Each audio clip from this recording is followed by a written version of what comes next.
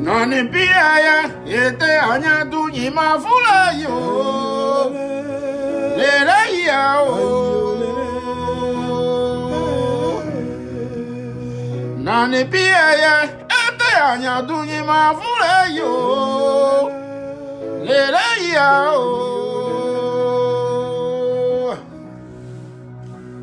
Mon héritage, ma terre, notre bien commun, mon bien le plus précieux. Quelle nation je laisserai à mes enfants? L'ogre d'Ougnoigné. Et dans quel état? Dans des pays, et des agnadou, il m'a voulu yo. Les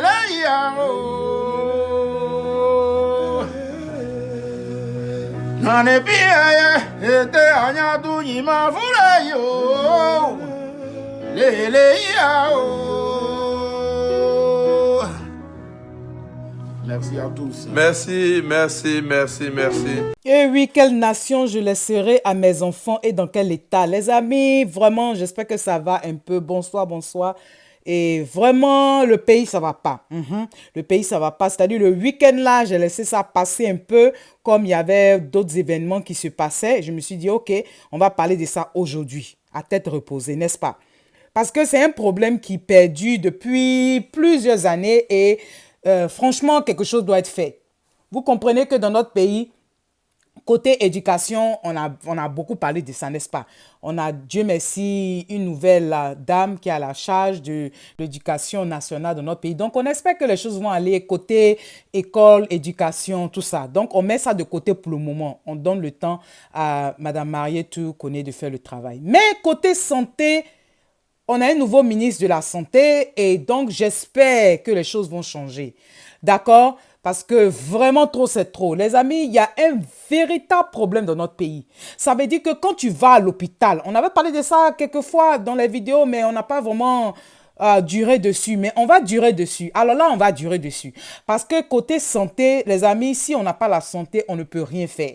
Et dans notre pays, aujourd'hui, à l'heure où je vous parle, tu vas à l'hôpital, tu ne sais jamais si tu vas ressortir de là-bas en bonne santé. Tu ne sais jamais si tu vas ressortir de là-bas en vie. En tout cas, tu dois prier Dieu. Ça veut dire le jour où tu te mets à l'hôpital, tu dois dire déjà merci à Dieu. Tu dois demander à Dieu de te protéger.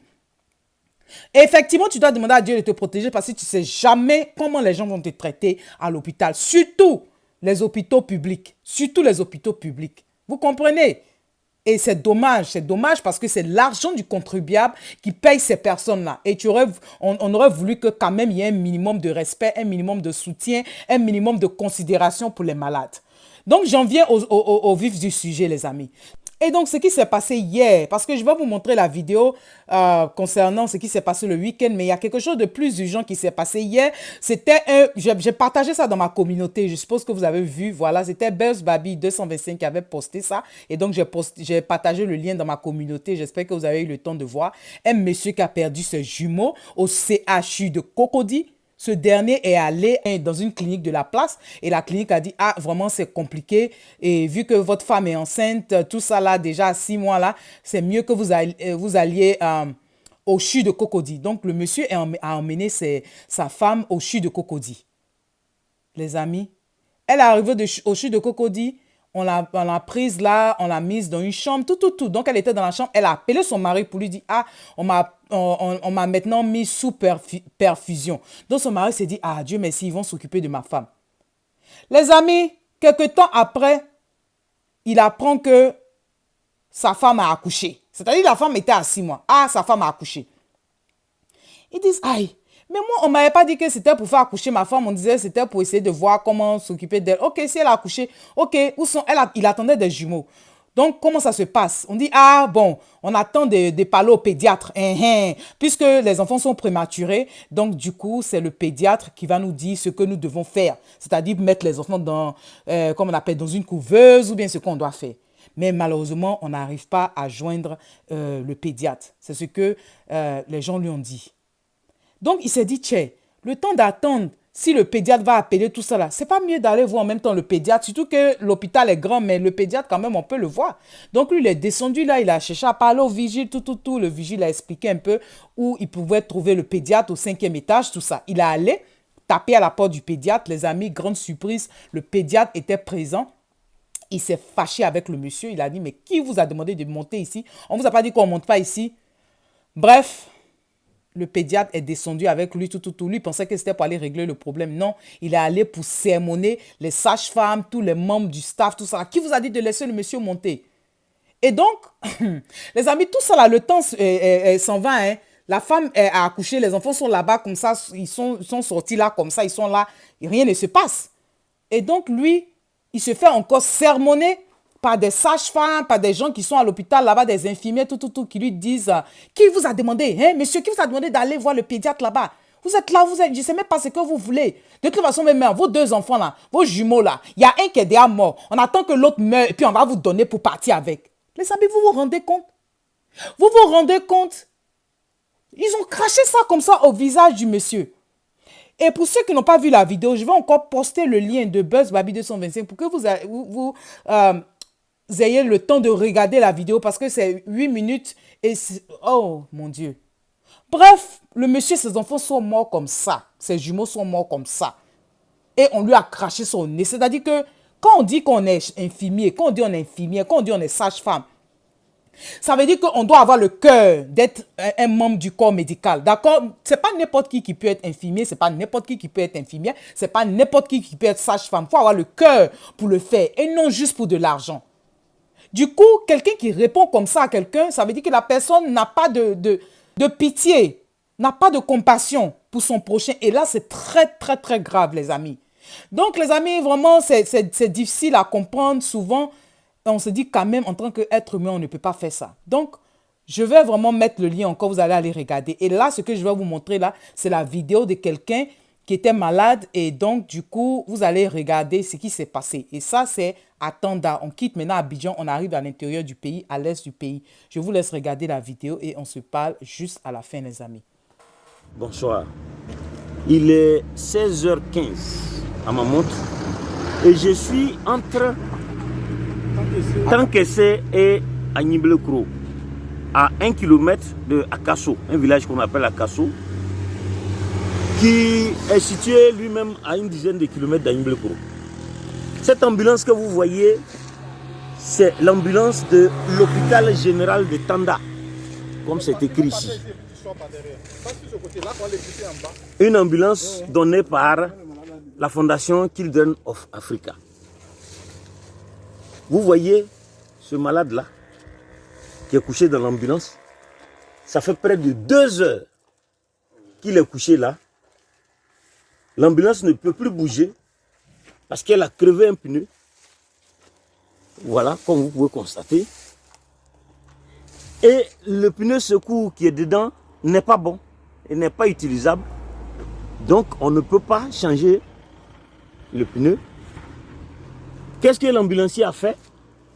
Il a tout bonnement démonté le pneu cassé et il est parti à Agniblekro pour aller coller pour revenir.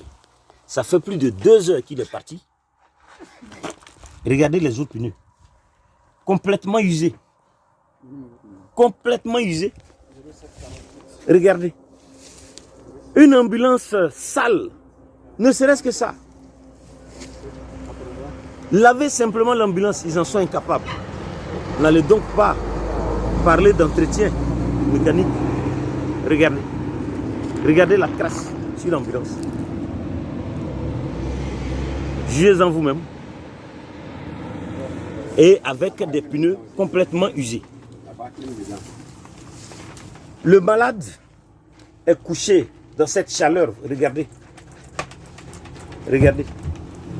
Son frère qui l'accompagne se sert des moyens de bord pour lui donner un peu de vent. Il a chaud, il est couché dans l'ambulance. Depuis plus de 2 heures,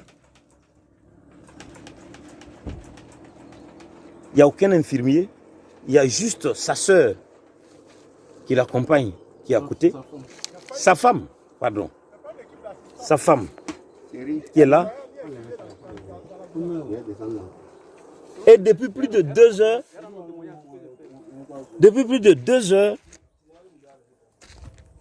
le pauvre monsieur, il souffre, il est couché. Voilà. Dans une ambulance de l'hôpital général de Tanda.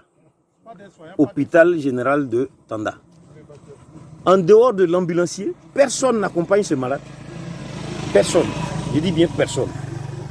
Donc, l'ambulancier étant préoccupé à aller coller son pneu, le pauvre malade est juste avec sa femme, en pleine brousse, en plein milieu de la route, depuis plus de 2 heures.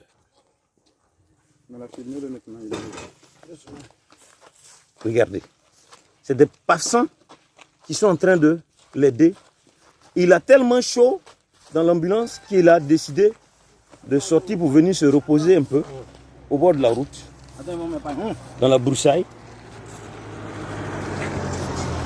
Et c'est sa femme qui est en train de caler ce pagne-là pour qu'on puisse le coucher un peu. Quel scandale! Quel scandale! Et regardez comment un personnel, regardez, des passants qui sont en train d'aider la pauvre dame pour pouvoir s'occuper de son mari en attendant que l'ambulancier revienne d'Agnible-Koro avec le pneu collé. Et pendant ce temps, le pauvre malade, il est là, il est couché, il souffre. Le ballon qui est en train d'être accroché à un anacadier en pleine brousse. Quel scandale! Quel scandale! Et j'ai à côté de moi un monsieur, un pasteur, un passant, qui a vu la scène comme moi et qui s'est arrêté. Bonjour monsieur. Bonjour monsieur. Comment vous appelez-vous? Moi c'est monsieur Yao, c'est le pasteur Yao. J'étais de passage pour Agnible-Koro. Et quand je suis arrivé au milieu de la brousse, j'ai vu la voiture garée. En un premier temps, je les ai dépassés. Et arrivé sur la route, le Seigneur m'a interpellé de retourner venir prier pour le malade. C'est ainsi que je suis venu trouver le malade, j'ai prié pour lui. Et j'ai dit vraiment par la grâce du Seigneur, ils pourront arriver à Tanda. Vraiment, l'ambulancier n'est pas là, il n'y a personne. Il faut la grâce du Seigneur. À Bangourou, il faut la grâce du Seigneur pour qu'il soit sauvé. Merci beaucoup. Madame, vous pouvez expliquer un peu? Depuis combien de temps vous êtes là? Il y a longtemps? Il y a longtemps. Ça vaut 2 heures du temps? Oui. On est venu quand le premier là est gâté. Il dit, je fais un bruit. On est là jusqu'à là. Il est en mon mari seulement. Il tourne seulement, il part, mais il passe s'asseoir. On est sur la route là, en brousse. C'est Régent. Et on est là. Il ne le voit pas d'abord. D'accord, ok. Merci. Merci. C'est grave les amis, c'est grave. Vous voyez un peu? Moi je dis qu'on doit vraiment se focaliser sur la santé. Sinon vraiment c'est pas possible. Parce que je sais qu'il y a des gens du pays, eux quand ça va pas, eux ils s'en vont à l'étranger, à l'extérieur du pays pour aller se faire soigner. Mais là, tout le monde n'a pas cette chance d'avoir les moyens pour quitter le pays. Nous avons un grand pays comme la Côte d'Ivoire. Nous avons de grands médecins en Côte d'Ivoire. Mais ils n'ont pas ce dont il faut pour pouvoir faire le travail. Ils n'ont pas les infrastructures, ils n'ont pas le matériel pour faire le travail. Pourquoi? Nous devons miser vraiment sur le côté médical en Côte d'Ivoire. Nous devons miser sur la santé en Côte d'Ivoire. Les amis, sur ce, je vais vous laisser. Franchement, il y a des hôpitaux mais aujourd'hui qui n'ont même pas de groupe électrogène. Ils n'ont pas de groupe électrogène. Je vous prends l'exemple de l'hôpital général de Tia-Salé. Ils n'ont pas. Ils n'ont pas. Une fois comme ça, là, c'est en pleine journée comme ça, ils ont vu que, ok, le courant était coupé.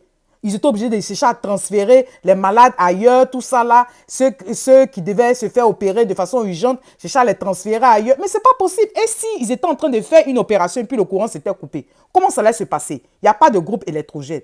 En cela, j'appelle le maire de Tia-Salé. Franchement, il y a quelque chose qui doit être fait à Tia-Salé. Et je suppose que dans beaucoup d'hôpitaux comme ça, publics, il n'y a pas de groupe électrogène. Et c'est grave, les amis. C'est grave, hein, ce problème-là. On va continuer à parler de ça. Donc, les amis, sur ce, je vais vous laisser. Et franchement, si vous avez des exemples comme ça de vidéos, n'hésitez pas à me les partager pour qu'on en parle. D'accord? Que Dieu vous bénisse et on se dit à tout à l'heure. Si tu es nouveau sur ma chaîne, bonne arrivée. Merci d'être là. Et je dis vraiment merci beaucoup aux anciens. Que Dieu continue de vous bénir. Les amis, on se dit à tout à l'heure. Bye bye les amis. Bye.